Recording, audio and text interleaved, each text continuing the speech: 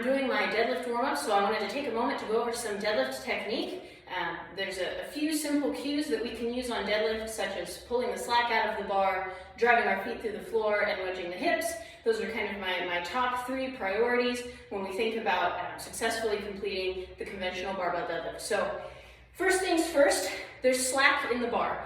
What does this mean? Simply, we've got a space between the bar and the plate. You can hear if I lift up kind of quickly, we've got a click noise, right? So that's the slack, right? So if I am explosive off the ground and I don't have the slack lifted out of the bar subtly prior in my setup, what I'm gonna do is I'm gonna waste a lot of energy explosively taking the slack out of the bar. So we've just taken our most powerful moment off the floor and we've wasted it by simply touching the bar to the plate. So as I set up, I'm going to start my neutral stance with my toes slightly out, not goofy-footed, not pointed in or necessarily straightforward depending on comfort, but just maybe 3 to 5 degrees toed out for me is the comfortable place. You'll find what works best for you. From here, I start with my shins in contact with the bar.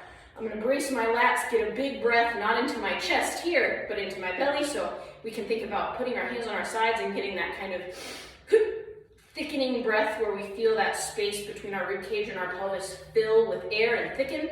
From here, I've got all of my bracing. I'm going to just gently lift the slack out of the bar, and now I'm ready to drive my feet to the floor. Once I've cleared the knee, I'm going to wedge my hips under the bar. So rather than clearing the knee and leaning back and hyperextending, I'm simply going to clear the knee and wedge and shoot the hips under. You'll see the bar finishes a lot lower on my thigh. I'm not wasting extra work clearing the bar higher on my body, and I'm not creating, all I need to do is extend the hips. So rather than wasting time trying to hyperextend the low back or creating all that compressive force, we're simply getting the bar broken off the floor, wedging the hips under and making contact.